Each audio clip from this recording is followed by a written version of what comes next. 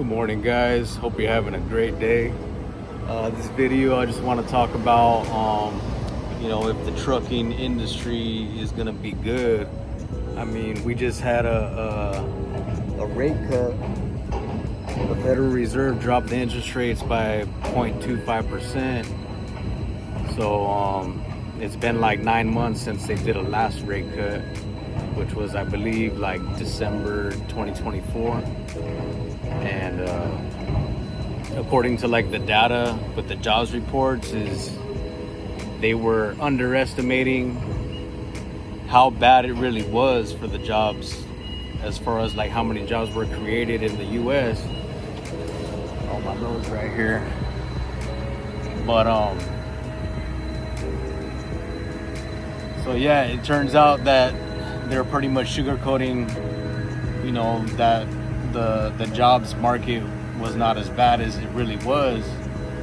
So like, if that's the case, then they should have dropped the interest rates a long time ago, so that loans could be cheaper, it could be easier to borrow money, help people get back on their feet, and then start helping everybody make more money, basically, which would in turn be better for the economy overall. But I don't know, too little too late, but I guess we'll just have to wait and find out. It's crazy because I keep on seeing on YouTube like all these videos of people being laid off. They're like reaction videos, they're like people watching TikToks, and it's just video after video after video, people talking about how they just got laid off, they can't find a job, they're putting in like 10, 20, 100 applications and still not getting no callbacks. They're going on interviews, rounds and rounds of interviews, and then just to be ghosted by the employer and never be called, never get hired. So it's just like, it's a crazy time. It's a crazy era that we're living in right now. It's all uncertain, man. Like, nobody knows like what the hell is gonna happen. But the only one thing that I've been able to stay in business with my trucking company is YouTube channels that I watch.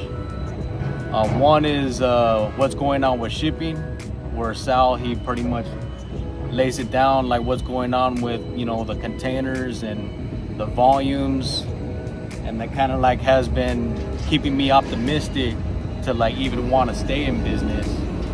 And then another channel is Trucking Made Successful, and Miranda basically does weekly updates on the trucking industry, dry van rates, flatbed rates, and refrigerated rates. And that kind of gives me an idea, like, okay, if dry van is busy, then that means containers is gonna be busy, because if warehouses keep on shipping loads out to customers, then that means they're creating more room in the warehouse for the containers to come in. And that's where my job comes in, because I pick up loads out of the port and then I deliver those containers to the warehouses. But I like that channel because it pretty much keeps you informed, keeps you updated on what's going on in the trucking industry. And then another channel too is Clear Value Tax. I can't remember this guy's name, but it's an Asian guy, and he pretty much explains everything that has to do with economics, and he breaks it all down to make it simple to understand. But he's always talking about interest rates and investment plans, and how to overall just plan for your finances, your taxes. But yeah, those three channels, I've been watching those three channels ever since this trucking industry started back in, 2022.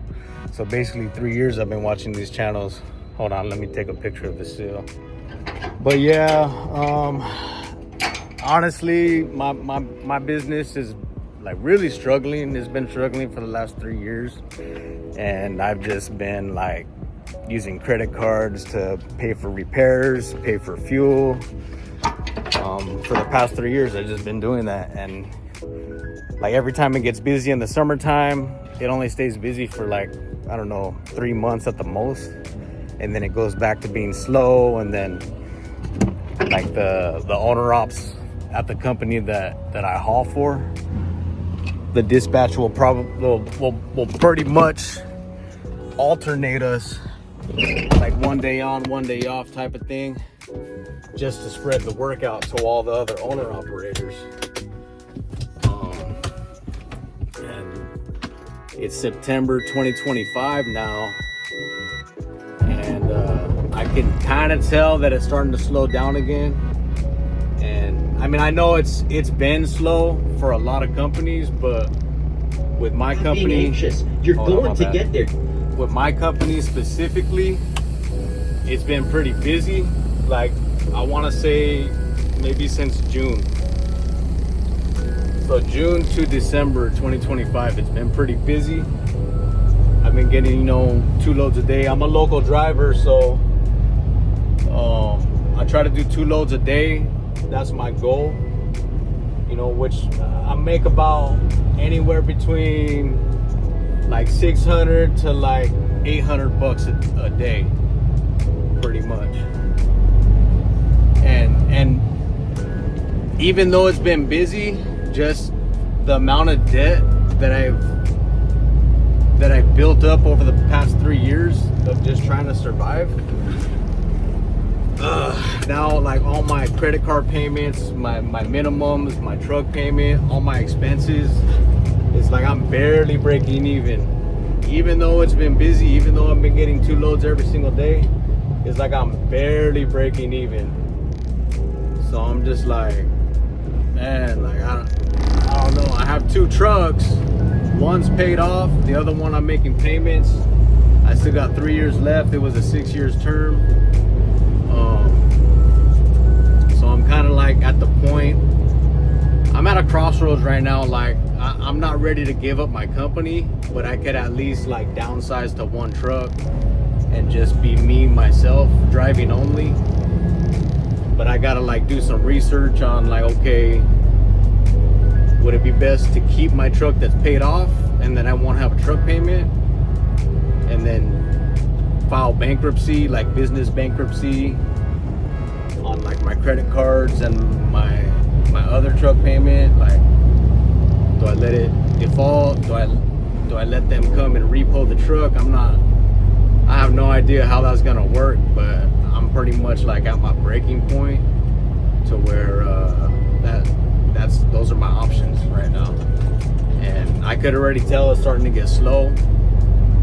The main thing that signifies that it's getting slow is when I do loads, if there's no empty to bring back, then that means the warehouse is getting full. Like, they don't have enough space to unload the containers that are in their yards. So the containers will start, stacking up in the yards, and then the warehouse is full because they're not shipping out enough products to customers. These customers are not selling enough products. So it's like, it's all like a big chain reaction, basically. But yeah, I'm not really too worried about it. I feel like I've done all my stressing and worrying in the past 3 years. Like, now I feel like I've developed like pretty tough skin when it comes to managing stress. If I have a breakdown, if I have a blowout, if I have an expensive repair, like, I just been figuring it out every single time, and I'm not like so worried about it anymore. I just, like, for some reason, I always end up figuring out how to pay a $3,000 mechanic bill, or paying all my bills, all my monthly expenses, my truck payment, my insurance. The fuel for these trucks is like the fuel, every time I put fuel, is like around 600 to 700 bucks, depending on how low we get it. We try to put fuel once it gets to like a quarter tank, and then yeah, it usually comes out to like 600 bucks. But you know, with the fuel costs going up, like, it's just one problem after another just keeps on happening in the trucking industry. But I'm on the fence in terms of if trucking is gonna be good or if it's just gonna nosedive again and be bad again, because the interest rate cuts, like basically the interest rate cuts, like I that's the only thing that I'm optimistic about, is because they cut the interest rates this month in September, and then I heard they're planning on doing it 2 or 3 more times this year. So that would be like pretty much one interest rate cut every month. So it's like, if they do that, then, you know, every time they cut interest rates, then they send out stimulus checks, and then everybody gets these stimulus checks, and then they want to start, you know, spending money and go buying all kinds of things, just like the same thing that happened in COVID, you know.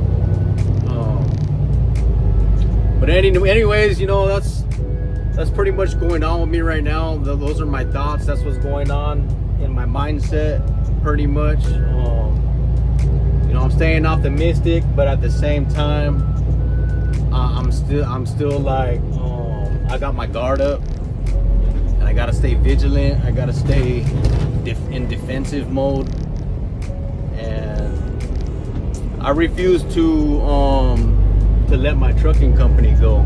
Even though a bunch of owner-operators, they've got rid of their trucks, they went back to being a company driver, they're doing way better than I am right now.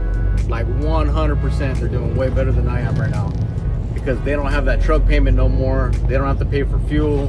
They don't have to pay for insurance. That's another thing. My insurance is, for 2 trucks, I'm paying $2,500 a month. So it's like, it's just, all my expenses are just crazy. But yeah, company drivers, they have it really good right now, because a full week they're making anywhere from like $1,600 to $2,000 a week. And then if it's slow, maybe like at least $1,000 a week. But I just